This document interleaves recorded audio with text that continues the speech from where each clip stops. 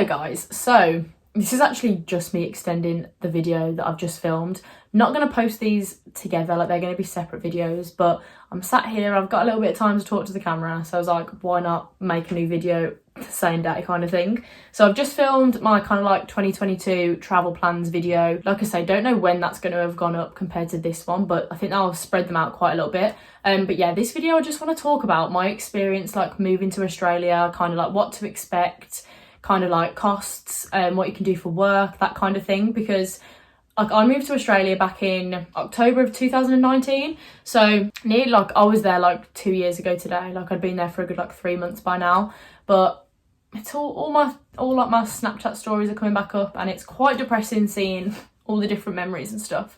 So yeah, I thought I'd do a little like brief explanation of like my time there, all of that kind of stuff, because I know before I moved, like I tried to find so many YouTube videos on how to move there, like what to expect, like where to stay, like that kind of thing, because like you're going far away. Like I remember thinking, oh my god, we're literally going so far from home, like what are we doing kind of thing. So hopefully if you're thinking about potentially going over to Australia on a working visa, moving over there, even if just going on like a little holiday there, that hopefully this can help you out a bit, kind of like put your mind at ease if you're worried about certain things. Hopefully I can answer some questions.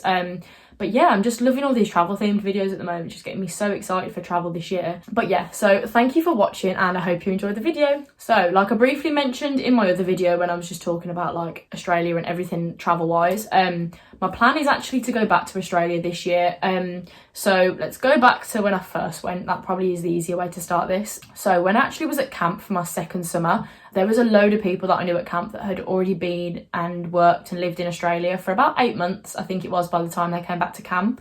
And they just sold it to me from like the minute they were talking about it. And I remember they just kind of said, they were like, well, what plans have you got when you get back home? And I was kind of like, well, nothing really. I didn't have any job lined up. I'd just broken up with my boyfriend at the time. So I was kind of like, you know what? I have nothing, like I have no job, nothing else here, no commitment kind of thing. So what's stopping me? And so there ended up being a big group of us planning to go back. My brother came as well, his girlfriend at the time, another lad that I'd known at camp. So yeah, it was starting to be like there was a decent group of us going. And I remember at camp, it was probably 2 or 3 weeks before the end of camp, we just booked a flight. We just booked a one-way flight to Sydney for about 6 weeks later. So I think we ended up flying on something like the 28th of October, and we flew from London, flew via Taiwan and then straight to Sydney. And honestly, this was crazy that it all happened so fast. And because obviously me and my brother both went, this was quite hard obviously on my mum and dad. I remember the day that we ended up leaving to go to the airport, and it was horrible. Like it was such a sad day. But my mum and dad are so into traveling as well. Like they're the reason that I've been and travelled so much. So they kind of knew, like obviously it was really upsetting, but they were so glad that we were doing it, so happy that we were going away and doing something new. So yeah, we ended up leaving. 3 of us flew out together, and as soon as we got there, we went to like our friends. So everyone that we knew at camp, we went to their apartment. We were staying with them for a few days, and yeah, that's literally how the story started kind of thing. We were all on working holiday visas. I think I'll leave the link for the visa application down below if you're just interested and want to have a look at kind of like how easy it is to move there, what kind of thing you need to do. But yeah, the application was so straightforward, quite lengthy as they all normally are. So that was kind of expected. Probably cost, I want to say like £250, £300 the visa, and that gives you a year, like a year long to work in Australia. And you can come and go as much as you please. You don't have to stay in Australia for a year. You can enter and leave the country as much as you like. So yeah, did all the visa application. My visa came back really, really quick. Like was approved straight away. And then everything was fine when we got through the border, got through everything. So yeah, in terms of that, like I think if you don't know people that have gone and done it and can give you advice, it is really, really tricky to know where to start. And honestly, that's why I do think YouTube is perfect for these kind of things, because it's so easy to just search a video kind of thing and get some info from other people that have been and done it. Because if you don't know yourself and you know you really want to do it, it's so hard to get started and know what to Google, what to research, how to even get there. So like I say, hopefully this will help someone out if you are looking at moving to Australia, because I'm definitely looking at going back. So that's the main part of this video, because I'm just so excited to eventually get back to Australia. So yeah, the reason that I'm talking about all of this now and stuff is that, so my original visa that I was on in Australia was, like I say, a year-long visa. I only ended up staying in Australia for about 4 months. I ended up coming home to surprise my mum for her birthday, and then couldn't get back out to Australia, even if I tried. Obviously, everything with COVID happened. They locked off completely, and I just could not get back. Like, it was impossible. And in Australia, like, if you, within your year of being there, if you do 3 months of like farm work, like something like that, you can get a second year visa to work, so you can go back again. If within that first year you don't do any of that, that's your year done. Like, you don't get another year, like that's it. And I'm pretty sure, as far as I'm aware, you can't reapply. Like, you can't go back to work in Australia if you've done that year. I think things are slowly starting to change. There's a new ruling coming in that you can work for 3 years without having to do farm work, all of that kind of stuff. But yeah, so at the time I didn't do my farm work. I tried. I went and worked on a banana farm, and not gonna lie, it was traumatizing, but I'll get onto that in a bit. So yeah, I kind of just assumed that I wouldn't be able to go back and work in Australia because I didn't do my farm work. My year's now up. I just thought that I wouldn't be able to go back. I knew I could go back on a holiday, but I never thought I'd be able to go back and work. But it's recently come about that if your visa was affected by COVID whilst you were in Australia, or with it while your visa was running, then you can reapply. I'm pretty sure they're just like waiving the fee. I think you just get a new visa issued as long as you fill out all the application form by like a certain deadline date.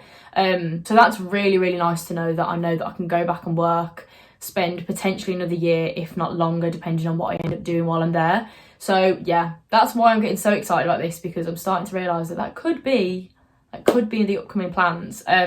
So yeah, little breakdown. I'm gonna kind of like talk about where I lived in Australia, what I did for work. I'll talk about the banana farm that was traumatizing, kind of like flights, like different things like that, because like I say, if it's worrying you or you just want a little bit more information about it, hopefully this can help. So yeah, where I lived in Australia, I was so incredibly lucky to end up living where I did.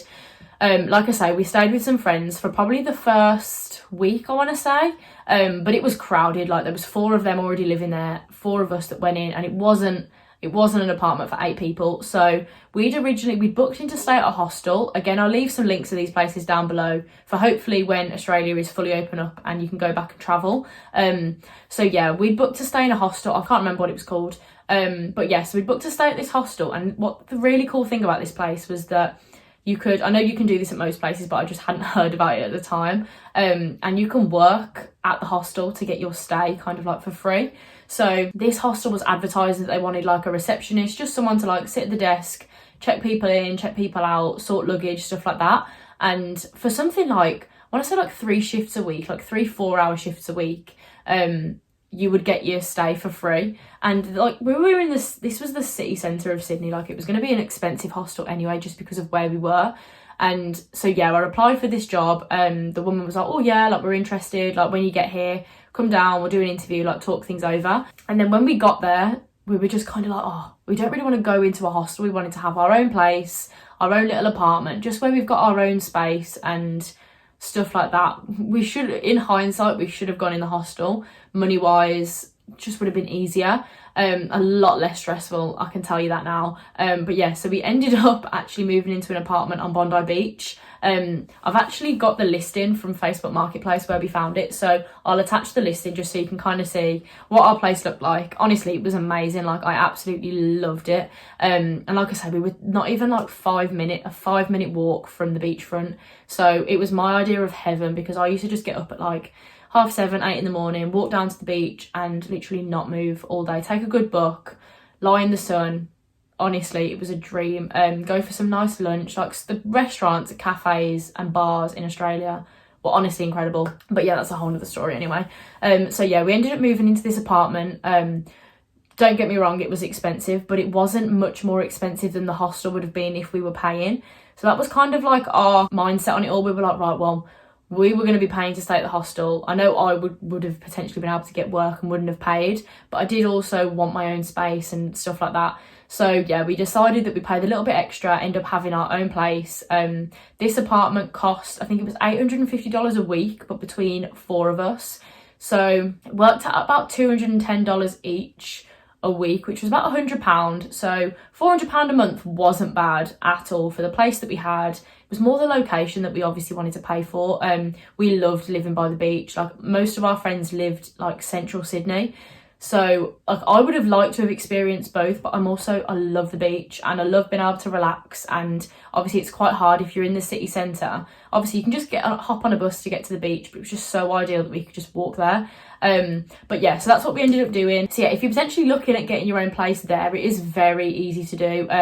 Facebook Marketplaces you go to, even just like certain like Australian like rental listing websites. I can't remember how we found ours. I know that we sold ours. We had to rent ours back out on Facebook Marketplace. That's how we ended up doing it. But yeah, it is quite expensive, but it's also quite straightforward on how to do it. We didn't end up paying much extra in bills either. Obviously, you don't really pay for heating because it's so hot. I think our Wi-Fi was something like $20 a month, so not even like £10. Again, like gas and electric, I can't remember if it was included in like our rental stuff, or whether we paid a little bit extra to the landlord and he sorted that out for us. But yeah, so we ended up living in Bondi, had the most incredible time, loved living there. Yeah, and it was kind of perfect location wise. Like I say, we had the beach for like relaxing, but then the only issue I found is when I started working, it was quite a way out from when I was trying to get to the other side of Sydney. But yeah, like living wise, personally, if you're going for the first time, obviously if you're on your own, you would definitely go in a hostel, because unless you've got loads of money that you want to spend on having your own place, the hostel's obviously a place where you meet all these new people. I think we kind of thought, because we'd got a big friendship group already out there, that we were kind of like, oh, well, we know loads of people anyway. We'll meet people out and about. We want to have our own place. That was kind of like our outlook on it. But going back, depending on who I go back with, to be honest, I'd definitely look at going into a hostel. You can get like private rooms in a hostel as well if you pay a little bit extra, just to have your own actual bedroom. But yeah, so that's what we ended up doing living wise, and honestly, incredible. Highly recommend Bondi Beach if you're looking at somewhere to live in Sydney, because that place was amazing. So next I'm going to talk about what to do for work. And jobs are endless in Sydney. Like, there's so many different jobs that you can get and do very easily for Brits, any foreign people going over there to work. I ended up having quite a tough job, I'm not going to lie. I was a fundraiser for a company called, what were we called? I want to say it was Fundamental something, but I really can't remember. But yeah, so my job role was basically me being stationed all over Sydney, like different cities, quite far away from where I lived, which was the only downside. But we were raising money for a children's charity, and so this was really rewarding as a job. You did feel really good doing it, but it was just tough. Like, the amount of rejection you face. Like, I was that person that literally used to stop you in like a shopping centre to ask you to donate to something. So it is hard. Like, the amount of times that people just like don't even like just walk past you without even saying anything, or just say no, I'm not interested. Like, the amount of people I tried to talk to that just didn't want to talk to me, it's hard. Like, don't get me wrong, it's hard. But like, I was getting paid something like $27 an hour, like standard pay, and I was working probably, I think it was a 9 to 5 Monday to Friday, which is what I wanted. I wanted my evenings and I wanted my weekends free. So yeah, that's what I ended up doing for work. You could also make commission on top of mine as well, which was really, really good. But to be honest, I didn't stick it out for long enough to get any good at it. Like, I didn't realise like how skilled you actually have to be to talk to people and to kind of close a sale. Like, it was hard. So I probably worked at that job over about 5 weeks, but some weeks I only probably went in for like 2 days. It was hard. So yeah, I did also go to a few other interviews. If some of you have watched my other videos, you'll know that I'm a gymnastics coach. So I actually applied to work at a gym club in Sydney, and they got back to me and they were really interested in having me start, but they needed me to like commit and sign a contract for 6 months, which at the time I knew I couldn't do because I knew we were going to move and work on a banana farm. So couldn't get that job, which I'm gutted about, because I know for a fact if I'd probably stayed at that job or like tried it out, I could have potentially been sponsored or end up doing something different there. But yeah, everything happens for a reason anyway. So, but I also went for a job at a nursery, because obviously my childcare experience, like I've worked with kids for such a long time, I thought that that would be such an amazing job to have. So I went to an interview, they were lovely, like I really, really liked the whole thing there, like it seemed really, really great. But you need to have, obviously, all the documents that I have to work with kids in the UK are only applied to the UK. So like my police check, like my background check, all my criminal record kind of stuff, doesn't, like even my certificates here, obviously are on UK databases. So they had to then check everything in Australia, and it was going to cost me a lot to have all these things done. And again, I didn't know how long I was going to be able to stay at this job. I was thinking, oh, if it's going to be a couple $100 extra, I was like, I don't know how long I'll be able to stay. I don't know if it's worth it, that kind of thing. So I held off from doing that. So I didn't end up having that job, which again, in hindsight, I wish I'd have gone for, because it could have opened up so many other things for me. But yeah, so those are the kind of things that I went for job-wise. In Australia, if you want to work in a restaurant or in a bar, you have to get a qualification. I can't remember what it's called. I'll leave some things on the screen for you to have a little look at. But yeah, there's a qualification you have to go and do to work in any sort of establishment that serves alcohol, whether you'll be serving it or not. You have to have this qualification. So I looked at like waitressing jobs, but realised again, this qualification was going to be, I think it was probably only like $100 maybe. So again, should have done it but didn't. But this is why I'm excited to potentially go back, because I know so much more about it and what I did last time, and the different kind of jobs I can get and qualifications you need and stuff. My brother and my friend, they actually got their white card qualification, which is to be able to do kind of like construction work, different like manual labour kind of jobs. So that's what they ended up doing, and the money in that is insane. Like, even if you have experience doing that here or no experience at all, like my brother went with no experience in that kind of area, and he ended up going to these incredible buildings in Australia and like fitting blinds, and he was getting paid sometimes like upwards of $30 an hour. It was crazy. So yeah, the money you can make in Australia is insane. Obviously the cost of living is a little bit higher, but I didn't find that anything like eating out, drinking out, clothing was that much more expensive than the UK, honestly. The only thing, like you say, is a bit more expensive is your cost of living, like renting a place, but that's kind of a given. So yeah, that was the kind of opportunities job wise, but honestly you can get into anything. Obviously any experience or qualifications you've got in a job in the UK is going to help you wherever, but most of the time you don't need those. Like I say, my brother went with no experience at all. So yeah, then onto the banana farm. So after about 3 months in Sydney maybe, we decided to go to Cairns and start our farm work, which obviously would then potentially have given us an extra year visa if we had completed it, which I didn't. We went to a hostel in Cairns. I'm not gonna lie, wasn't nice. I just personally didn't like it. It was very party heavy, which don't get me wrong, I love going out drinking, I love going out partying, but this was intense. Like, bear in mind, you'd have been working on a farm like 11 hours a day to then kind of feel pressured into going out and partying. That's just the vibe that I got from this place. Just didn't like it from the get-go. We obviously left our really nice apartment in Bondi to go and stay in this hostel that was horrible. Like, our door didn't even close properly, so the aircon wouldn't switch on. The toilet, like the bathroom was just like a toilet in the middle of a room. There was no door, like, just was a big no-no. Like, I didn't like it. I'll insert some pictures of my time at the banana farm that was very brief. I worked there for 2 days, stayed at my hostel for a week before deciding I wanted to go back to Sydney. I thought, if I'm in Australia, I want to be able to enjoy my time. I didn't know how long I'd be there, what other opportunities might come about, and I didn't want to spend 3+ months working on a farm doing something that I didn't enjoy. So yeah, decided to go back to Sydney. Didn't work when I went back to Sydney, just kind of like enjoyed myself. Moved back in with some girls that I'd known from before, and then decided to come home in February. Like I say, to surprise my mum for her birthday, and then couldn't get back out even if I wanted to, which was pretty sad. But yeah, don't get me wrong, like, don't think like all farm work is as bad as I'm saying. Like, my brother decided to move farms and he worked on a different one, and he loved the farm he worked on. Like, it's graft, like, you have to work hard. The money's pretty decent depending on what kind of farm you're working on. And obviously you don't spend as much as you would living in like the city centre somewhere like Sydney, or if you were in Melbourne, like, you wouldn't spend as much as you would there. So I suppose that's the benefit of kind of being out in the middle of nowhere. You don't spend as much money, you meet loads of new people because everyone you're working there with is doing the same thing. They're wanting to get their farm work so they can get another year living in Australia. And all of my brother's closest friends that he met in Australia were from the farm, so I kind of wish that I'd maybe tried a different farm as well, but I was already so set in the mindset that I didn't want to be there working unhappy, so I just kind of left. But yeah, I've been in touch with the woman that I spoke to about that gymnastics coaching job, and she's kind of said that whenever I'm back in Sydney or back in Australia to just drop her an email, because they're always kind of looking for coaches. And I'm really lucky in the sense that that qualification for me is so wanted, like, around the world, because even in the UK, like, gym clubs are struggling to find coaches. So to know that if I was to get back to Australia, I'd kind of have something set up already. Really good money, potential to get sponsored in it. So yeah, work-wise, the opportunities are endless in Australia. Absolutely endless. So if you're worried about thinking, oh, I'm going to get there, I'm not going to have anything to do, like I'm not gonna be able to work, like you will find something. Like, believe me, there is so many things to be able to do in Australia work-wise. So I've kind of touched on cost of like visa and living, like apartment-wise.